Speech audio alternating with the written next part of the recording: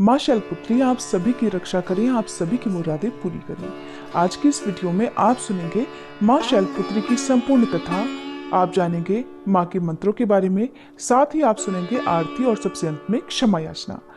हमारे इस चैनल पर आपको नवरात्रि के पूरे 9 दिन तक माँ भगवती के सभी 9 रूपों की पूजा विधि, कथा, आरती के साथ ही देवी भागवत पुराण की कथाएं भी सुनाई जाएंगी। श्री दुर्गा सप्तशती के पाठ भी सुनाए जाएंगे। अगर आप पूजा करते समय इन कथाओं को सुनना चाहते हो तो हमारे चैनल को सब्सक्राइब करके हर दिन इन कथाओं को आप समय पर जरूर सुनिएगा। नवरात्रि का पहला दिन माँ शैलपुत्री को समर्पित होता है। नवरात्रि के पूरे 9 दिनों तक लगातार भक्तजन माँ भगवती के 9 अलग अलग रूपों की पूजा करते हैं और माँ को मनाने का प्रयास करते हैं। कहते हैं कि नवरात्रि के दिनों में की गई पूजा को माँ भगवती जल्दी स्वीकार करती हैं और अपने भक्तों के सारे दुख दूर करती हैं और उनकी खाली झोलियां खुशियों से भर देती हैं। तो नवरात्रि का जो पहला दिन होता है उस दिन कलश स्थापना भी की जाती है, माता की चौकी लगाई जाती है। उसके बाद ही माँ शैलपुत्री की पूजा की जाती है। माँ शैलपुत्री पर्वतराज हिमालय की पुत्री हैं और माँ के एक हाथ में त्रिशूल और दूसरे हाथ में माँ कमल का पुष्प धारण करती हैं।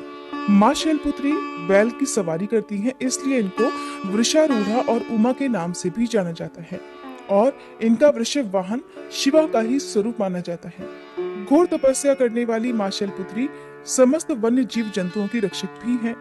शैलपुत्री अपने सभी भक्तों की रक्षा करती हैं। साथ ही जो भक्त योग, साधना और तप करते हैं उनके ऊपर माँ की विशेष कृपा दृष्टि होती है। पौराणिक कथाओं के अनुसार प्रजापति राजा दक्ष ने अपने निवास पर एक यज्ञ का आयोजन किया, जिसमें उन्होंने सभी देवी देवताओं को बुलाया, लेकिन अपने अपमान का बदला लेने के लिए उन्होंने शिव जी को नहीं बुलाया। तब माता सती को जब पता चला कि उनके पिता एक यज्ञ का आयोजन कर रहे हैं, तब उन्होंने भगवान शिव से यज्ञ में जाने की इच्छा जताई। बार बार उन्होंने भगवान शिव से अनुग्रह किया, लेकिन भगवान शिव ने उन्हें समझाया कि जब उनके पिता ने उन्हें आमंत्रित किया ही नहीं है तो ऐसे में बिना बुलाए उन्हें यज्ञ में नहीं जाना चाहिए। लेकिन देवी सती की बड़ी इच्छा थी तो उन्होंने बार बार भगवान शिव से आग्रह किया। आखिरकार भगवान शिव ने देवी सती को अकेले ही यज्ञ में जाने की अनुमति दे दी। लेकिन जब देवी सती अपने पिता के यहाँ यज्ञ में पहुंची तो उन्होंने वहां देखा कि वहां तो सभी देवी देवता गण पधारे हुए हैं, लेकिन उनमें से किसी ने भी, यहाँ तक कि सती के पिता दक्ष ने भी भोलेनाथ के बारे में नहीं पूछा। अब जब वहां पर सती ने देखा कि उनकी माता के अलावा वहां पर कोई भी उनसे कोई बात ही नहीं कर रहा है, बल्कि उनके पिता दक्ष भगवान शिव का यानी कि अपने दामाद का अपमान कर रहे थे, उनके प्रति अपमानजनक शब्द कह रहे थे। अपने पति का अपमान उनसे सहा नहीं गया तो उन्होंने यज्ञ की वेदी में कूदकर अपने प्राणों का त्याग कर दिया, जिसके बाद माँ सती अपने अगले जन्म में शैलराज हिमालय के घर में जन्मी और इस प्रकार उनका नाम पड़ गया शैलपुत्री। नवरात्रि के पहले दिन सुबह जल्दी उठकर स्नान आदि से निवृत्त होकर साफ स्वच्छ वस्त्र धारण किए जाते हैं। फिर एक चौकी पर गंगा जल छिड़ककर उसके ऊपर लाल या पीला वस्त्र बिछाकर माँ दुर्गा की प्रतिमा या फोटो की स्थापना की जाती है। इसके बाद कलश की स्थापना करके माँ शैलपुत्री का ध्यान किया जाता है और फिर व्रत रखने का संकल्प लिया जाता है। माँ को श्रृंगार अर्पित किया जाता है, वस्त्र आभूषण अर्पित किए जाते हैं, रोली अक्षत लगाया जाता है, सफेद फूल माँ को बहुत प्रिय होते हैं और सफेद रंग माँ का प्रिय रंग होता है। तो इस दिन आप पूजा में सफेद रंग का ज्यादा से ज्यादा प्रयोग करें। सफेद वस्त्र के रूप में आप सफेद कच्चा सूत भी माँ को अर्पित कर सकते हैं।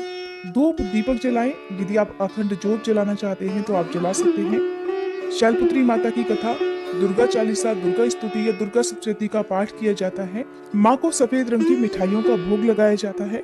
इसके अलावा आप माँ को लौंग और बताशे का, पान, इलायची का भोग लगा सकते हैं। आप माँ को जिन भी फलों का या मिठाइयों का भोग लगाते हैं, पूजा करने के बाद प्रसाद रूप में उसे सभी लोगों में बांटना जरूर चाहिए। दुर्गा सप्तशती का पहला पाठ पहले दिन पढ़ा या सुना जाता है। किसी भी पूजा में सबसे पहले विघ्नहर्ता भगवान गणेश जी की पूजा पहले की जाती है और आरती भी पहले गणेश जी की जाती है। तो सबसे अंत में आप आरती करें। आरती करने के साथ ही आप क्षमा याचना जरूर करें।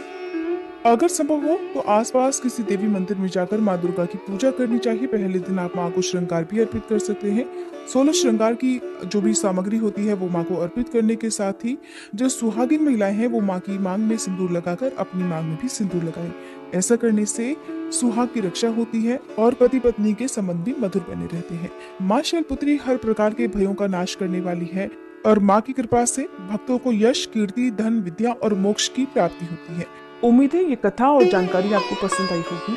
अगले दिन की पूजा विधि कथा की वीडियो भी आप हमारे चैनल पर जरूर देखिएगा। वीडियो अच्छी लगी हो तो लाइक करने के साथ ही कमेंट बॉक्स में जय माता दी लिखना मत भूलिएगा।